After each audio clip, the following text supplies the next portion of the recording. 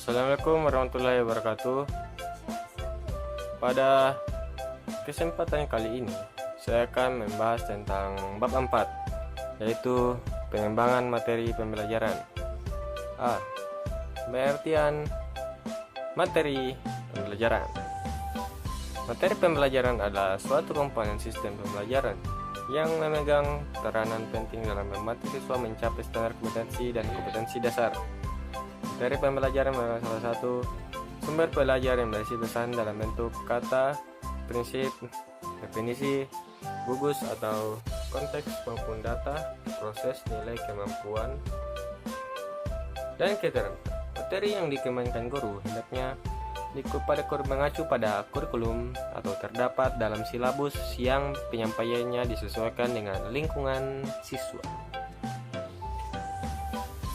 Prinsip-prinsip dalam menyusun materi pembelajaran harus diperhatikan, yaitu prinsip relevansi, yaitu materi pembelajaran hendaknya relevan dan ada hubungannya dengan pencapaian standar kompetensi dan kompetensi dasar.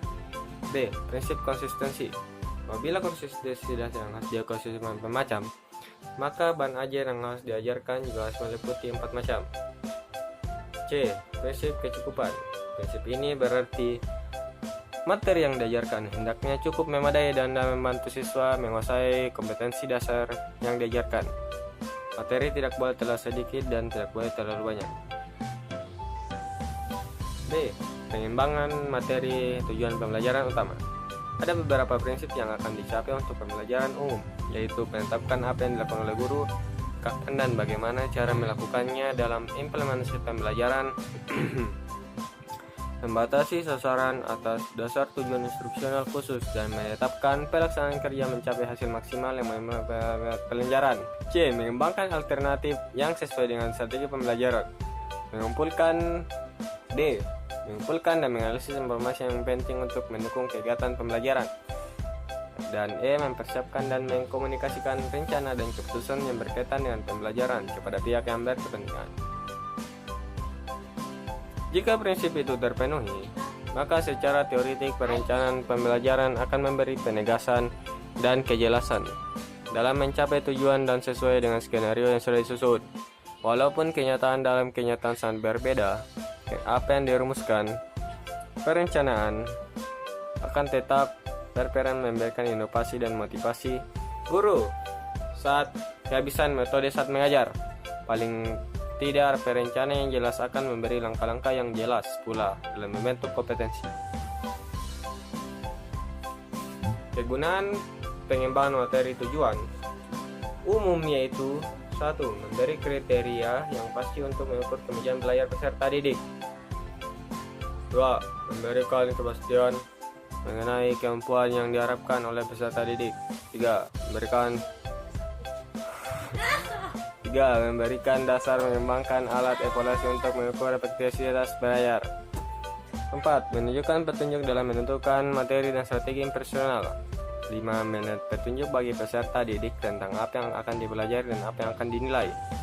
6. Peserta didik akan mengorganisasikan usaha dan kegiatannya untuk mencapai tujuan instruksional yang telah ditentukan. C. Pengembangan materi tujuan pembelajaran khusus. Manfaat yang dapat dari pengembangan pembelajaran yang baik antara lain menilai sebagai petunjuk arah kegiatan yang dilakukan, sebagai pola dasar dalam mengatur siswa, mengatur tugas dan wewenang bagi setiap unsur yang terlibat dalam kegiatan pembelajaran, sebagai pedoman kerja bagi setiap unsur, baik guru maupun murid, sebagai alat ukur keefektifan proses pembelajaran sehingga tetap saat diketahui ketepatan dan kelembatan kerja, untuk bahan penyusun data keseimbangan kerja, untuk menghemat waktu, tenaga, alat-alat, dan biaya. Selain dari tujuan, pengembangan pembelajaran pun memiliki fungsi, yaitu menurut konstitutif dan spesifik. Fungsi pengembangan pembelajaran tersebut diantaranya: A.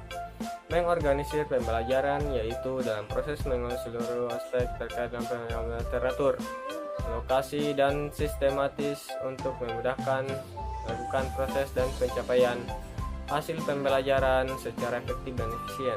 Berpikir lebih kreatif untuk mengembangkan apa yang harus dilakukan siswa menetapkan sarana dan fasilitas, menetapkan indikator hasil, merancang program, dan mengkomunikasikan hasil dan proses pembelajaran. Pengembangan pembelajaran khusus akan menghasilkan bagaimana kinerja guru lebih terarah dan sesuai dengan standar kompetensi dasar program studi. Menurut Diknas, kinerja guru dalam pelaksanaan pembelajaran melalui pembelajaran, kegiatan inti, pemanfaatan, evaluasi, pengenalan bahasa, dan penutup. Menurut Sujipto 2004, berbagai penilaian kerja guru dilakukan yang umumnya bertujuan untuk mengukur kompetensi dan mendukung pengembangan profesional. Samping itu, penilaian bertujuan untuk meninjau prestasi masalah sebagai dasar utama dalam membuat keputusan. Penilaian prestasi juga sebagai upaya menunjukkan pihak kepada nilai pemahaman yang diharapkan dari mereka, dan evaluasi kinerja bisa meningkatkan pemahaman dan manajerial. Program evaluasi dapat mendorong kepelatihan guru.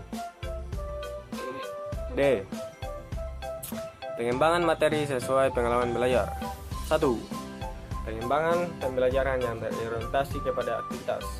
Pengembangan pembelajaran berorientasi pada aktivitas adalah pengembangan pembelajaran yang meningkatkan aktivitas siswa menjadi lebih aktif, kreatif, efektif, dan menyenangkan bagi siswa. Pembelajaran yang dikenal adalah pembelajaran pakem menurut CD 2005 ayat 71 bagian 71.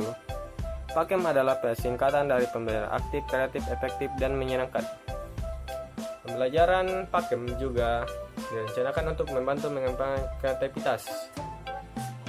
Pembelajaran haruslah memberikan ruang yang cukup bagi prakarsa, inisiatif, dan kreativitas, serta kemandirian siswa sesuai dengan bakat, minat, dan perkembangan fisik secara psikologisnya. Kemandirian dan kemampuan pemecahan masalah bertujuan yang ingin dicapai oleh semua bentuk pembelajaran.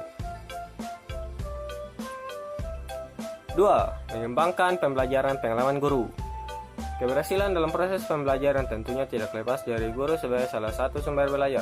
Peran guru sebagai sumber belajar sangatlah penting, di mana guru lebih menguasai materi daripada siswa. Tidak hanya itu, guru harus lebih banyak memiliki bahan referensi. Hal ini agar menjaga guru untuk tidak diam saja ketika ditanya oleh siswa. Dalam rangka ini, guru tidak semata-mata sebagai pengajar, tetapi juga sebagai pendidik dan sebagai pembimbing, juga memberikan pengarahan dan menuntun siswa dalam belajar. Visi guru yang profesional juga mengharuskan guru benar-benar memahami apa yang dimaksud dengan mendidik siswa di alam demokrasi, sehingga sebagai warga negara mereka dapat berpartisipasi seluruh dalam bidang politik, sosial, dan ekonomi. Pengembangan strategi dan metode pembelajaran. Berkaitan dengan belajar bahagia adalah keadaan yang bebas dari tekanan, ketakutan, dan ancaman. Menurut Jalaluddin Rahmat, kebahagiaan ditentukan oleh ketersinambungan dengan tujuan hidup, dengan masyarakat, dengan spiritual, dengan apa saja yang bermakna. Sehingga kebermaknaan dalam pembelajaran akan membuahkan kebahagiaan bagi peserta didik. Menciptakan suasana sehingga peserta didik aktif berkarya, bertanya, memberikan tanggapan, mengungkapkan ide, mendemonstrasikan gagasan atau idenya. Demikian pula tutor aktif akan memantau kegiatan belajar sehingga peserta didik memberi umpan balik, mengajukan pertanyaan menantang, dan mempertanyakan gagasan peserta didik. Pembelajaran kreatif dapat diciptakan apabila tutor memberikan kesempatan kepada peserta didik untuk aktif sehingga dapat mendorong mereka berkreatif. Kreatif diartikan bahwa tutor memberikan variasi dalam kegiatan pembelajaran, membentuk alat bentuk mengajar, bahkan menciptakan teknik pembelajaran tertentu sesuai dengan tingkat kemampuan peserta didik.